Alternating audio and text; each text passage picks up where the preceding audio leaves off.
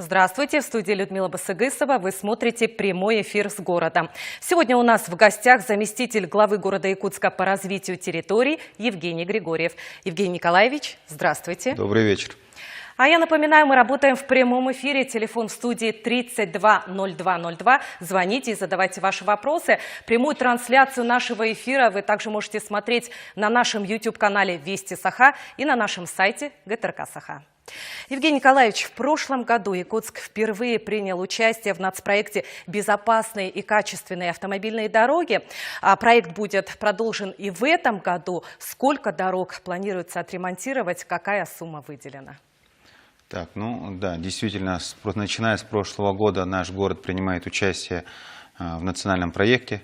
В прошлом году был, рекордный объем ремонтный за последнее время в современной истории Якутска.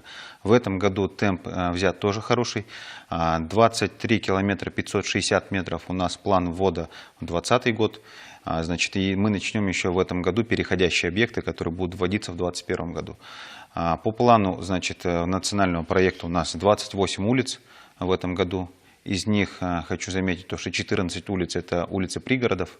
То есть у нас коснемся в этом году Кангаласы, Маган, Тулагина, Табагу и Хатасы. В прошлом году из пригородов мы ремонтировали Марху. То есть вот этот вот обязательный, фокус внимания на пригородах, он обязателен. То есть мы здесь преследуем цель того, чтобы дать толчок пригородам в развитии их. Также хочу заметить то, что мы в этом году начнем очень масштабный проект по реконструкции окружного шоссе.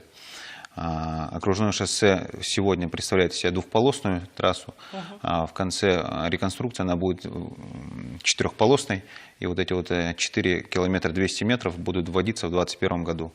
Наравне с этого района будет в этом году ремонтироваться улица Курнатовского. То есть у нас получится от Вилюйского тракта до аэропорта полностью реконструированная дорога. Это Хатангурякское шоссе и Курнатовское, логическое продолжение прошлого года. И, я думаю, это очень сильно должно разгрузить, в принципе, город.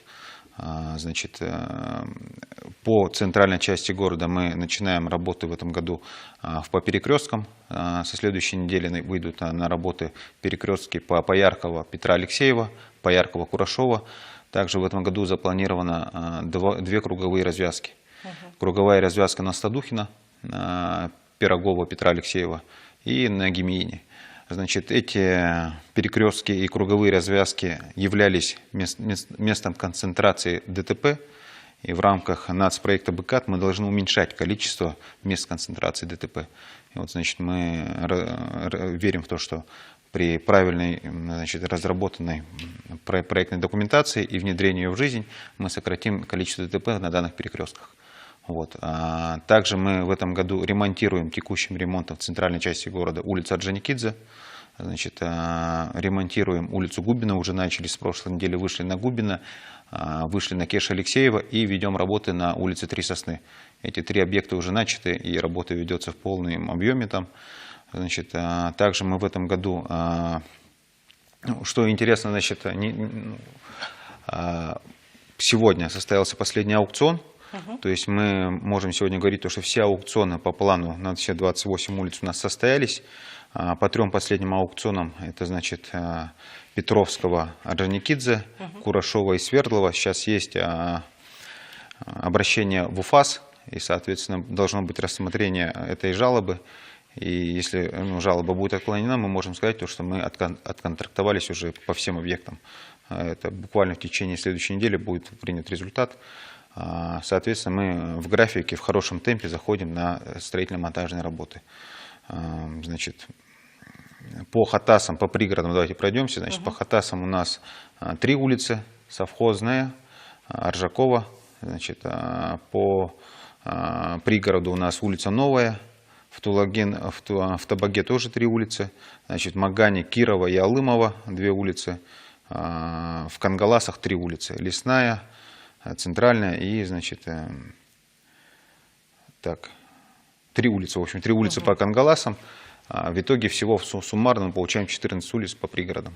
А вообще, вот действительно ли часть улиц были включены в список по обращениям жителей? Да, то есть здесь у нас, благодаря главе Сардане Владимировне, у нас очень открытая политика, то есть она сама очень активно пользуется социальными сетями, в Инстаграме в частности, и те обращения, которые, значит, поступают ей по Инстаграму, они напрямую транслируются нам. Значит, ну, вот, с недавних пор и я стал в Инстаграме сидеть и, значит, ну, пользоваться в рабочих моментах. Поэтому, да, действительно, эта обратная связь с жителями очень четко прослеживается. Мы видим, значит, обращение, количество обращений людей, которые непосредственно тебе пишут или пишут главе. Значит, и легко видеть картину глазами жителей, когда ты с ними на такой связи. Вот я знаю, особое внимание было уделено проекту ремонта и реконструкции проспекта Ленина, потому что проект не только протяженный, но он и технически сложный. Да, проспект Ленина мы, значит, в конце позапрошлой недели объявились на аукцион на проектно-сметную документацию. Значит, проект масштабный, действительно, значит, протяженность проспекта Ленина будет реконструироваться от Красноярова до берега, до Хабарова, значит, и подразумевает полную реконструкцию, то есть это имеется в виду от фасада здания до фасада здания. То есть это не только дорожное полотно, это вся территория благоустройства, значит, это то, что мы видим. А из того, что мы не видим, основная сложность находится под землей. Значит, практически по всей протяженности проспекта Ленина, конкретно от Каландрашвили до здания Лорпа, лежит коллектор водоканала. Коллектор 60-х годов, значит, он с тех самых пор, как его положили, очевидно, что его не реконструировали. И, значит, проект реконструкции подразумевает собой проведение ремонтных работ в коллекторе. Это технически очень сложная задача, поскольку, если посмотреть у здания Лорпа, проспект, площадь Орджоникидзе, значит, там глубина залегания коллектора около 10 метров. Соответственно, значит, мы можем проводить работы по реконструкции колодцев, коллектора, только в зимнее время, тогда, когда грунт мерзлый, чтобы не происходило обвалов. И то это, значит, ну, довольно внушительных размеров, значит, инженерное сооружение, которое потребуется для ведения этих работ. И, соответственно, с 10 метров до 3 метров у Каландрашвили должно быть практически на каждом перекрестке, у каждого колодца вырыта такая вот, значит, инженерная временная конструкция для обеспечения работ. Все это потребуется, значит, неимоверных сил и времени, значит, по организации параллельных видов работ, потому что, ну, это центральная артерия города, мы не можем надолго ее перекрывать. Мы в предварительных планах планируем 2021 год и в 2022 году вводиться. То есть в течение 2 строительных сезонов мы должны полностью реконструировать проспект Ленина. Ведутся штабная работа по проспекту Ленина. Еще вот, начиная с прошлого года мы еженедельно проводим штабы. Значит, отрабатываем вопросы с ресурсоснабжающими организациями, отрабатываем вопросы с, значит, земельщиками, ну и приглашаем, значит, экспертов, которые дают те или иные замечания. И исходя из этого мы сейчас сформировали техническое задание на проектно-сметную документацию. В общем, значит, проект находится в активной фазе, значит, обсуждения, в активной фазе работы с экспертным сообществом, и по результатам аукциона определим подрядчика на выполнение проектно-сметной документации. Евгений Николаевич мне сообщает, что поступил первый звонок. Здравствуйте, вы в прямом эфире, задавайте ваш вопрос. Здравствуйте. Да, мы вас слушаем. Меня зовут Виктор. У меня вот такой вопрос. Почему при строительстве дорожном делаются такие узкие дороги? В частности, вот улица Жарницкого. При повороте налево, если впереди идет машина, разъехаться невозможно. Раньше была обочина, и можно было как бы по обочине объехать. Сейчас бордюрный камень. Мне кажется, можно было сделать немножко поуже тротуары и избежать строительства каких-то там колумбариев и так далее. Но проезжую часть делать шире. Это является, узость дороги является причиной пробок. Спасибо за звонок. Да, добрый вечер, Виктор. Значит, ситуация следующая. Ширина дорожного полотна проезжей части по Жарницкого от бордюра до бордюра составляет 7 метров. Это требования стандартов. Значит, соответствует требованиям стандартов также организация строительства там тротуаров. Вся проектно-сметная документация, которая касаема данного объекта, и не только, она проходит государственную экспертизу, и поэтому мы твердо понимаем, что она соответствует стандартам. Но, конечно, чисто вот визуально нам кажется следующее. Я с вами согласен. Когда мы видим от бордюра до бордюра 7 метров, нам кажется, что это узким, но на самом деле, значит, до этого дорожное полотно, которое лежало на улице Жарницкого, оно было не больше 7 метров. Да, вы могли объехать по, значит, обочине, но вместе с тем, значит, это нарушает правила безопасности для пешеходов. Раз. Во-вторых, значит, те, значит, бордюрные камни, которые установлены сегодня, не являются частью системы водоотведения. То есть водоотведение по улицам проводится с помощью горизонтальных уклонов. Значит, вода вдоль бордюров бежит, значит, к лоткам, и с лотков уже уходит в определенные места в Жарницкого, в горканал. Еще один телезритель дозвонился до нас. Здравствуйте, вы в прямом эфире, задавайте ваш вопрос. Алло, здравствуйте. Добрый вечер. Здравствуйте, Чайковского, 32. Когда идет под снос, аварийный признался в 2012 году. Спасибо. Спасибо за вопрос. Если ваш дом признан аварийным в 2012 году, значит, они должны пойти в этапе этого года, этап 2019 год, ну и, скорее всего, в 2020 году вы будете расселены. Евгений Николаевич, вернемся к дорогам. В этом году будут завершены переходящие работы по контрактам 2019 года в части благоустройства построенных в прошлом году дорог. Так, значит, у нас по прошлому году 11 улиц перешли планово на этап 2020 года. Значит, мы по ним элементы благоустройства, значит, тротуары, озеленение, значит, искусственные неровности, ограждения. Все это входит в рамках контрактации этого года. Работа началась уже, значит, на улице Автодорожной, на улице, значит, Ларионова. Ну и планово она будет по каждой улице заходить. То есть в течение июня месяца мы выйдем на все объекты в основном по благоустройству переходящих объектов. Евгений Николаевич, вот все-таки вот что касается качества дорог, в социальных сетях горожане выкладывают видео, которые были отремонтированы в прошлом году. На видео мы видим дорогу Автодорожная, вот огромная трещина. На улице Чайковского уже появились ямы и трещины. Вот как в целом осуществляется контроль качества дорог в столице? И применяются ли какие-либо санкции к подрядчикам? Так, ну, значит, здесь надо сказать следующее. Непосредственно в течение всего строительного сезона на каждом объекте есть технический надзор. Значит, технический надзор смотрит за соблюдением технологий, но, как мы видим, то, что, значит, ну, есть факты того, что не соответствует, да, эти факты мы по осени в прошлом году при приемке работ тоже фиксировали. У нас есть, значит, объекты, по которым мы предъявили сразу, значит, не приняли эти объемы работ, в том числе по улице Чайковского, в том числе есть вопросы по улице Ларионова, ну и также по Хатынь-Миракскому шоссе и по улице Пилотов. Соответственно, значит, я здесь хотел бы поблагодарить, пользуясь случаем, горожан и, значит, общественников, которые на самом деле очень сильно помогают нам. Вот все эти люди с телефонами, или как бы там к ним не относились подрядчики, они широко поднимают, значит, общественный резонанс и, соответственно, значит, скажем так, держат в ежовых рукавицах подрядчиков, да, и все вот это, значит, налагает на них еще больше ответственности.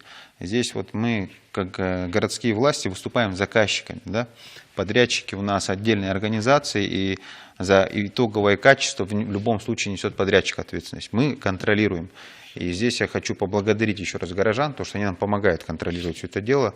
Значит, мы по прошлому году все замечания, которые были, мы денег не оплатили им, работы эти не приняли. Значит, по гарантийным обязательствам претензионная работа ведется. Значит, по всем замечаниям, которые были выложены в прошлом году совместно с ЕКТ, там брались керны, значит, повторно брались керны в марте еще. И вот сейчас, буквально на прошлой неделе, Общероссийский народный фронт тоже выезжал по адресам, по улицам прошлого года. И все вот эти вот замечания, которые были там обозначены, они, в принципе, уже были предъявлены подрядчикам, они их всех приняли. И, значит, вот, начиная со второй декады мая, то есть вот сейчас они уже выходят на устранение этих замечаний, эта работа ведется. Поступил еще один звонок. Здравствуйте, вы в прямом эфире, задавайте ваш вопрос. Здравствуйте. Здравствуйте. Слышно, да? Да, да. Ага, подскажите, пожалуйста, вот Каландрашвили 25, дробь 8 у нас. Года 2 назад делали как бы благоустройство дворов. И получается, асфальт как бы провалился у нас, половина как бы асфальта провалилась из-за того, что не сделали стоки воды. Вот кому как бы вот эти претензии-то предъявляются? Спасибо за звонок. Так, ну, Каландрашвили 25, дробь, сколько сказать, дробь 1, да? Дробь 1, да. Я просто сейчас не могу сказать конкретно, кто у вас был подрядчиком, и нужно разобраться в обстоятельствах всего этого дела. Но, в принципе, вот могу сказать то, что, да, если водоотведения нет, то проблема будет по-любому. Здесь, значит, вопрос водоотведения в нашем городе стоит остро. Вопрос водоотведения, значит, курируется лично главой города Якутска. То есть сейчас приняты ряд решений, которые должны на системном уровне, значит, позволить решить этот вопрос. Мы отдельно, значит, будем выводить структурное подразделение, которое будет курировать, значит, вопросы водоотведения. То есть у нас, получается, зачастую в городе была ситуация сделана так, что не было организовано все это в одну систему, то есть со дворов выход, не со всех дворов есть выход на магистральные лотки, уводящие, значит, их приспособлены для этого либо искусственные пруды, либо озера, либо горканал. То есть это вот трехстепенчатая система водоотведения, она должна быть сделана, доведена до конца и сделана очень правильным образом. Вот предыдущая администрация была очень хорошо проведена работа по обеспечению проточности горканала. Мы должны продолжить эту работу, значит, плюс должны обеспечить отвод вод через магистральные лотки, значит, к горканалу в частности. Евгений Николаевич, к нам в редакцию обратились жители микрорайона Марха. Они в полном отчаянии. Дороги на нескольких улицах полностью разбиты. Вот предлагаю посмотреть сюжет. По такой дороге вынуждены ездить каждый день жители Мархи. Многие легковые машины просто не могут преодолеть эту полосу препятствий. Некоторых приходится вытаскивать из луж. Старожилы микрорайона наблюдают плачевную ситуацию не первый год. Со временем становится только хуже. Тут отсыпки ничего не было никогда. Очень большие проблемы. Это жизненный вопрос, можно сказать. Потому что скоро не доезжают. У нас тут старики, например. Проблема у нас водовозки отказываются иногда, такси не приезжает.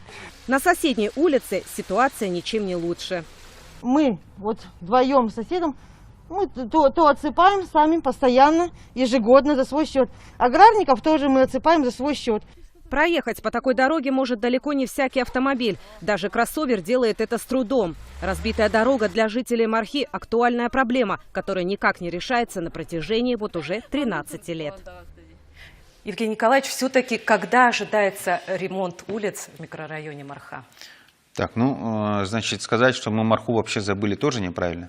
Я напомню, что в прошлом году из общего бюджета БКАТ, значит, 1,5 миллиарда, больше 250 миллионов было направлено в Марху. Это улица Газовиков, Школьная, значит, Якова Петерса и, значит, Экспериментальная. Значит, и был еще построен мостовой переход. Вместе с тем в прошлом году стал вопрос от других пригородов, почему это, значит, в Мархе, а нам ничего нет, поэтому в этом году логично было, значит, затронуть другие пригороды, ну, что мы и, собственно говоря, сделали. Плюс, значит, вот эти те проблемы, которые обозначены Олега Кошевого, Мархинская и Советская, которые вот сейчас были в сюжете, значит, эти улицы мы сейчас ведем работу по разработке проектно-сметной документации. Они у нас в плане, в паспорте БКАДа есть. Значит, мы в рамках национального проекта наведем там порядок. Я думаю, это будет следующий год. То есть в следующем году мы в Марху однозначно зайдем. Ну, не все 3 улицы возможно сразу, но постепенно, планово мы до 2024 года все улицы в Мархе, вот 3 обозначенные улицы, мы отремонтируем. Поступил еще один звонок. Здравствуйте, вы в прямом эфире, задавайте ваш вопрос. Евгений Николаевич, добрый день. Здравствуйте. Меня зовут Сергей Хромов. Спасибо за вашу работу, за работу нашего мэра. Мы, горожане, отлично видим. У меня к вам есть две просьбы и предложения. Я проживаю в городе Якутске, микрорайоне Якутское, по Объездному шоссе. 3 года назад согласовал остановку напротив авторынка. Все жители успешно пользуются. Но первая сложность заключается в том, что возле остановки неправильно размещена кнопка вызова красного и зеленого светофора. Пожалуйста, переместите ее поближе к остановке. Неудобно подходить к этим. Второе. Из-за отсутствия асфальта к самому микрорайону буквально 6-7 метров ежегодно отсыпаю самостоятельно. Вся грязь заносится в наш новый микрорайон. А так как у нас 2 детских сада, то асфальт не удерживает. Очень много грязи, и жильцы наши жалуются. И просьба еще заключается в следующем. Наш микрорайон, он полностью введен со стороны дома 2/16 и 2/17. Отсутствует практически полностью заезд. Со стороны дома 2/16 не может не проехать ни скорая, ни пожарная, машины тонут. Со стороны дома 2/17 вообще все закрыто. Если произойдет пожар или какое-то ЧП, то пострадают люди, и помочь им никто не сможет. Проезд до сих пор закрыт. Пожалуйста, отреагируйте. Спасибо за звонок. Да, здравствуйте, Сергей. Знаком лично с Сергеем, очень активный мужчина. Значит, замечания услышаны. В ближайшее время управление дорог примет нужные решения. Евгений Николаевич, перейдем к другим темам. Программа по переселению граждан из аварийного жилья в этом году продолжается. Какие планы у города?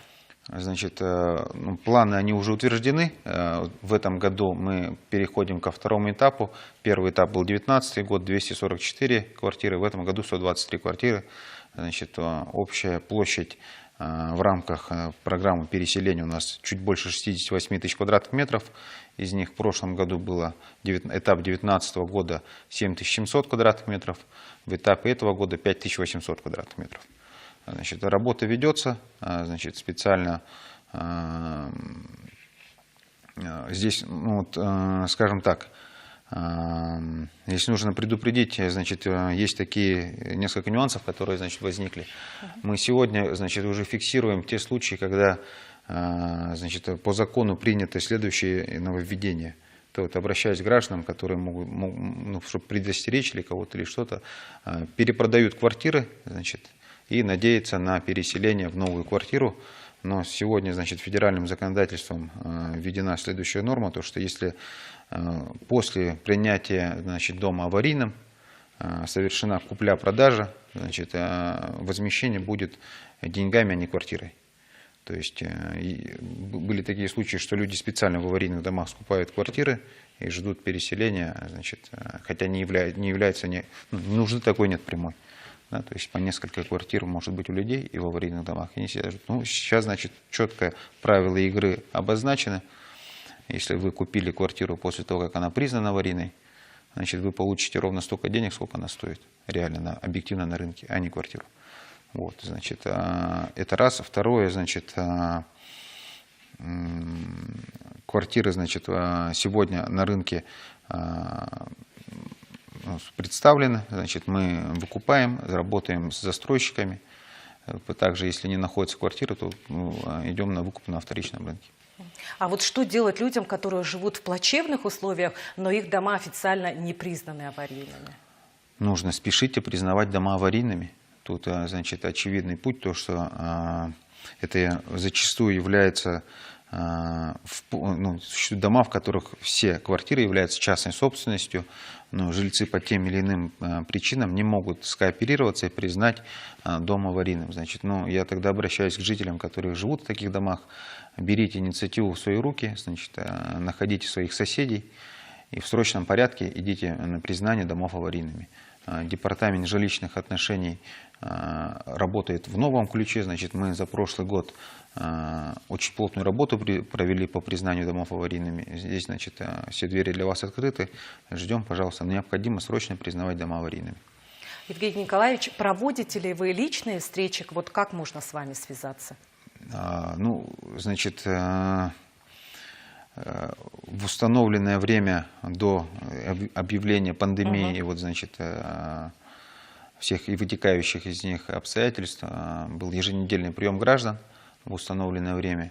Значит, к сожалению, сейчас этого нету, но тем не менее, значит, мы ведем работу через социальные сети. Вот, значит, и ко мне обращаются люди через Инстаграм, и по мере возможности постараюсь эти вопросы решать.